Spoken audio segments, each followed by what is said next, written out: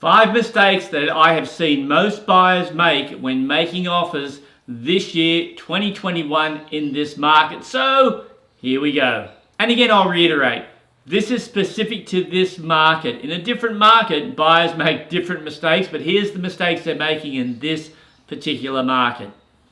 Number 1, buyers try and negotiate. When you're making an offer in this market to get that house.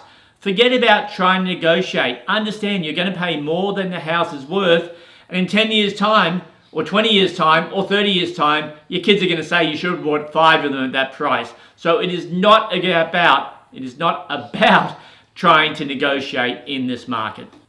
Number 2, they don't write their best offer straight off the bat. They try and outthink the process a little bit, like the property's listed here, I can pay this much, but I'll offer this much. If the seller decides to take one of the first offers that they get out of the first batch, they might take this high offer and not give you an opportunity to come up. Then when you get the phone call from the agent saying, hey, I'm sorry you missed out, you say, but I would have paid more. Don't try and outthink the process like that. Make the best offer you can straight off the bat. In fact, a client just did this with one of my own properties. They got their offer accepted straight off the bat. In fact, we didn't even take it to the first open house. Their offer was accepted because they made such a great offer straight off the bat. Number 3, you write in a building and pest and a finance clause.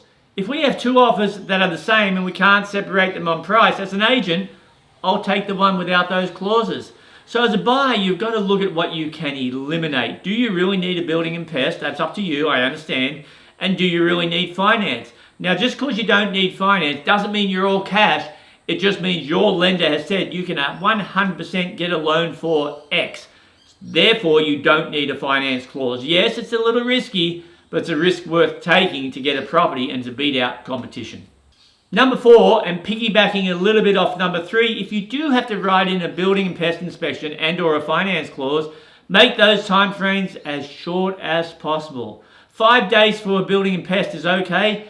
7 or 14 for a finance clause is okay. Because you can use these clauses to your advantage. You can get to the end of your finance clause and you can request an extension. Most of the time the seller will give you that extension, but not all the time. So it is a risk to ask for an extension because they might have a backup offer at a higher price and say no to your extension.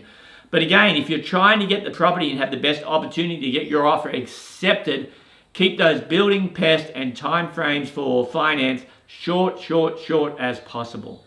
Number 5, as a buyer, you don't move fast enough. There's no urgency. And you've got to look at this. I mean, I have buyers all the time that see a house at the first open on Saturday. There's 50 other people in the house. People are coming to me about writing offers. I give everyone a form saying a decision will be made today. And then they give me a call on Sunday, the next day, saying we're interested in making an offer. And I say the property's sold. Or worse still, they call me on Monday with a whole list of questions on the property. And I call them back and say, it's sold. You've got to have a real sense of urgency when you're buying in this market. If you see a property come on the market, bam, make the call to the agent straight away. Hey, I saw the property. Can I get in early? No, you can't. You've got to wait till Saturday.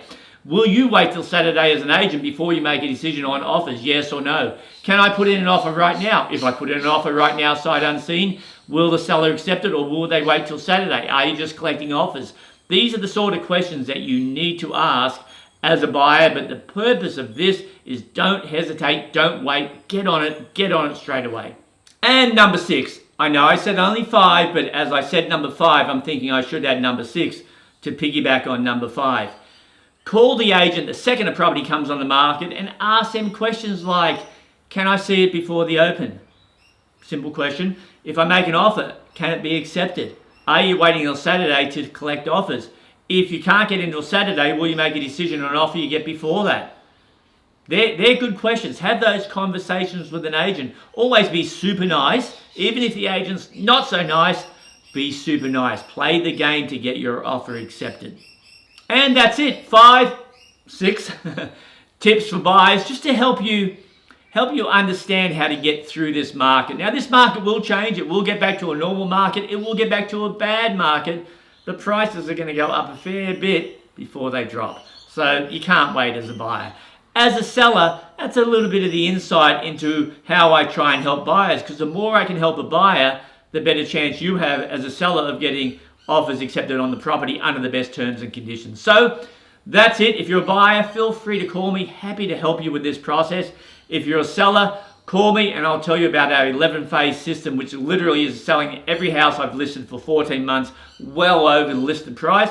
And if you're a landlord and you want your property managed, if you want your property managed well, call us and we'll tell you about our rental guarantees. That's it for now. Last video for 2021. We'll see you all in 2022.